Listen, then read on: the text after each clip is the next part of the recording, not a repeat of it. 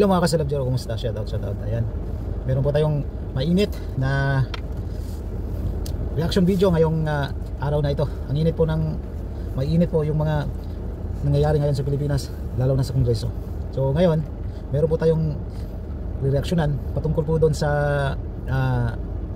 sinabi ni Martin Romualdez, at naglabas po siya ngayon ng video patungkol po doon sa, kung malala natin noong mga nakarang araw, si BP Sara, naglabas siya ng pahayag kasi may nagtanong sa kanya na may speculation daw or agam-agam na ipagurgor itong si BP Sara. So ngayon, ang sagot naman niya doon sa nagtanong sa kanya, if ever daw na may mangyari sa kanya, kung hindi siya, para sa akin hindi siya direct na threat, kasi kung walang mangyari sa kanya, hindi siyempre walang mangyayari sa person of interest na tinutukoy niya.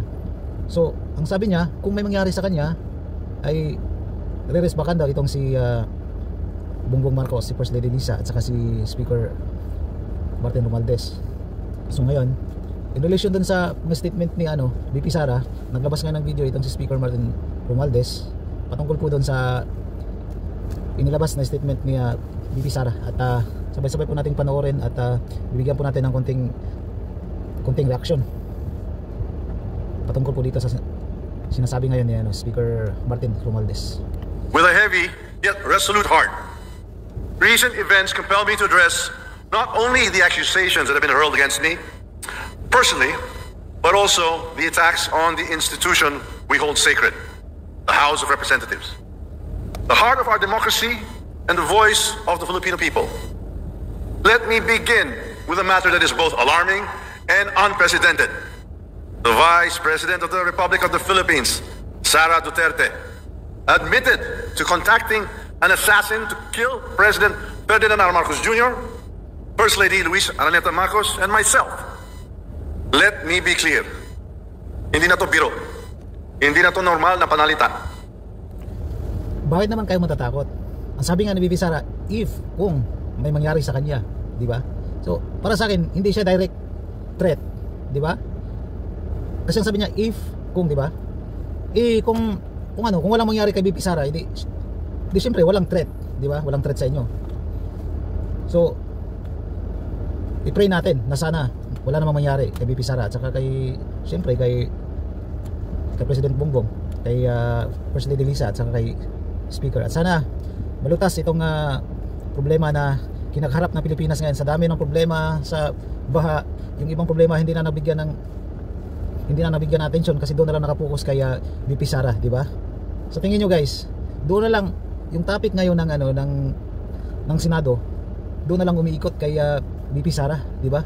Kung mapapansin nyo, sa dami-dami ng nagiging problema ng ating bansa, sa dami ng namatay sa baha, yung pundo ng flood control, hindi na natin alam kung paano ginasta ng ating gobyerno. So ngayon, tuloy nating panoorin. Isa itong direktang banta sa ating demokrasya, sa ating pamahalaan, at sa seguridad ng bayan. Sinasabi niya direktang banta, para sa akin hindi siya direkta.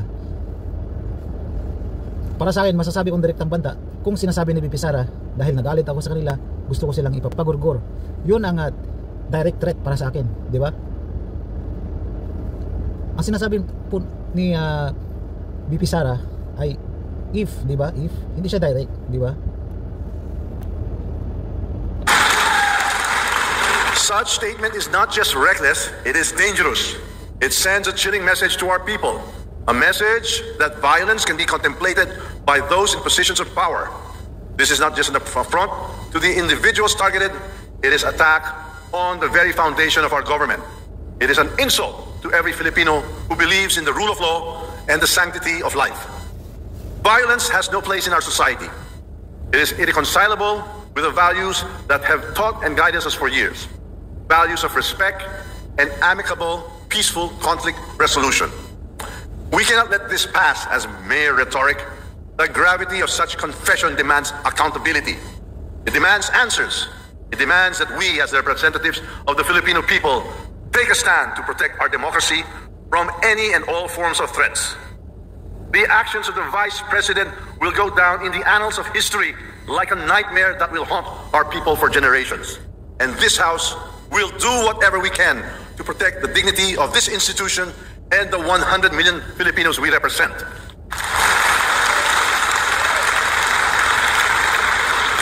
Now, let us address another serious matter. The Vice President's unfounded and baseless accusations that I am plotting to destroy her because of alleged political ambitions for 2028 elections. My colleagues, these accusations are not only untrue, they are a desperate attempt to distract from the real issues at hand. Malinaw ang katotohanan. Ang trabaho ko bilang speaker ay maglingkod, hindi manira. Ang politika na paninira ay hindi kailanman naging bahagi ng aking prinsipyo. Hindi manira? Eh bakit hindi mo sinuwa yung mga ano bang term na gagamitin ko? Diyan sa Kongreso, yung ginagawa ng mga congressman dyan. Sa dami ng problema sa Pilipinas na kinakaharap. Ngayon, ang issue is doon lang umiikot kay VP Sara sa OBP budget, confidential fund, di ba? Bakit hindi ninyo iniimbestigahan yung pondo ng flood control kung saan na napupunta? Di ba mas malaki yun? Bilyon-bilyon yun. So ngayon, sige, imbestigahan nyo kay VP Sara yung confidential fund niya sa Office of the President. Hindi nyo man lang inimbestigahan yung confidential fund. At sa daming mga government offices na mayroong mga confidential fund, bakit hindi nyo iniimbestigahan? Di ba? Yan ang tanong ng mga taong bayan, yung mga taong nagtatanong, bakit doon lang kay VP Sara ang confidential fund na lagi ninyong binubusisi, di ba? Hindi nyo maalis sa pag-iisip ng mga mamamayang Pilipino na makapag-isip sila kung bakit kay VP Sara lang umiikot yung di ba? Umiikot yung pag-iimbestiga ninyo, lalo dyan sa House of the Representative. Tuloy natin. My focus has always been on fulfilling my responsibilities as Speaker of the House, leading with utmost integrity, untarnished by division and self-interest, and guided by the principle that every action and decision I take must always be for the benefit of the Filipino people. These unfounded accusations are not just about me. They are an affront to the House of Representatives. They are an attempt to erode public trust in this institution, to sow division, and to create chaos. We choose unity over division, dialogue over conflict, and cooperation over confrontation. Why these baseless accusations? The answer is simple: to divert attention from the mounting evidence of fund misuse under her leadership at the Office of the Vice President and Department of Education. Speaking of fund misuse, yung flood control budget ng flood control na ilang bilyon yon, at hindi man lang naramdaman ng mga tao na, di ba, yung effect ng proyekto na yon, di ba? At sa dami ng namatay, 200 plus katao namatay ng mga nakarang buwan dahil sa sa matinding pagbaha. Bakit hindi nyo inimbestigahan kung saan napupunta ang napakalaking budget na yon, di ba? The issues surrounding confidential and intelligence funds, the questionable disbursements, and the lack of transparency demand answers. We will not tolerate and accept vague explanations and evasive responses. Kung wala kang itinatago, bakit hindi sagutin ang mga tanong? Karapatan ng taong bayan na malaman ang katotohanan. Accountability is not optional. Transparency is not negotiable. Those entrusted with public funds must be prepared to explain where it was disbursed and how these resources were utilized. Hindi ito personal. Ito ay usapin ng pananagutan at tiwala ng taong bayan. Instead of providing clarity, we have seen attempts to shift the narrative, to create distractions, and to fabricate stories. But let me remind everyone, the truth is resilient. No amount of noise can drown it. This House of the People is a sacred institution. It is the embodiment of the people's will, and its dignity must... Alam namin na sacred institution ang House of the Representative, pero yung mga anong term dyan, yung mga ilang congressman na nandyan, di ba, yung mga convicted na dapat nasa kulungan na sana, nakapag-contempt pa ng isang ng isang attorney, di ba? Yung ginawa kay Attorney Lopez, di ba? Sino yun, di ba? Ang nagpa-contempt sa kanya ay isang convicted, di ba? Paano natin matatawag na honorable yun, di ba? Be upheld at all times. Ang Kongreso ay sagrado. Ang mga patakaran at seguridad dito ay hindi nilalabag. Ang paglabag sa mga ito ay kawalang galang sa taumbayan ng ating pinaglilingkuran. Disrespect for the protocols, security measures, and leadership of this institution is not just a breach of rules, it is a breach of trust. To mock our protocols, to defy our orders, and to malign our leaders is to disrespect the Filipino people who elected us to serve.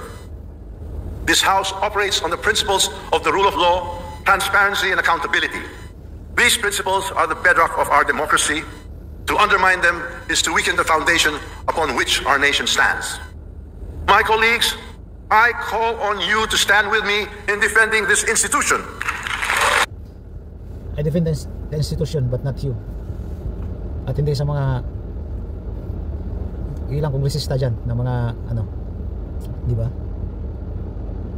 Hindi ko masabi dito, hindi ko ma-explain, hindi ko kung ano yung tawag sa kanila, di ba? We respect the Philippine institution sa House of the Representative, pero yung mga tao nandyan, yung mga nagtatanong, di ba? Alam niyo naman yung mga klaseng tanungan, di ba?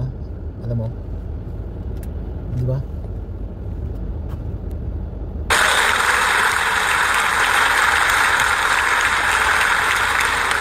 Ipaglaban natin ang dignidad ng Kongreso. Ipaglaban natin ang katotohanan. Ipaglaban natin ang ating demokrasya.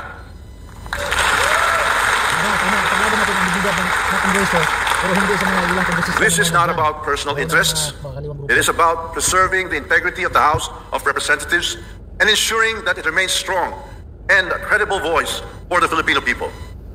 To the Filipino people, I assure you that this House will not waver in its commitment to transparency, accountability, and service.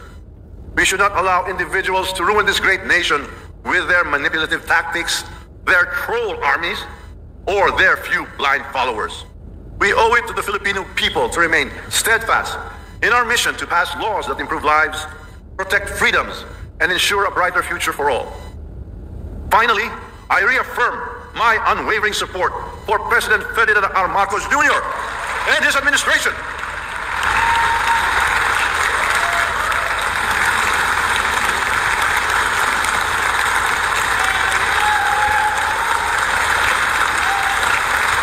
Together, we will continue to advance reforms and policies that will lead us to economic recovery, national security, and a more equitable society. Ang laban na ito ay hindi tungkol sa akin, hindi tungkol sa inyo, kundi para sa ating bayan at sa kinabukasan ng bawat Pilipino. Tungkol sa inyo yan. Tungkol sa bayan. Let us rise above the distractions. Let us reject baseless accusations. Let us focus on what truly matters, serving the people and strengthening the institutions that uphold our democracy. Let us stay focused, steadfast, and committed to the great job we are doing. It is indeed my honor and privilege fighting this battle with and for all of you.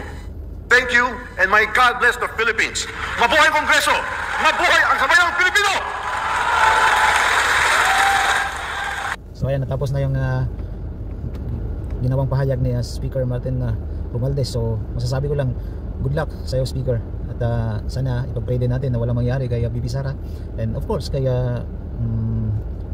President Bongbong Marcos. Kaya, di ba, ayaw natin na may mangyari sa masama, but magkabilang panig, di ba?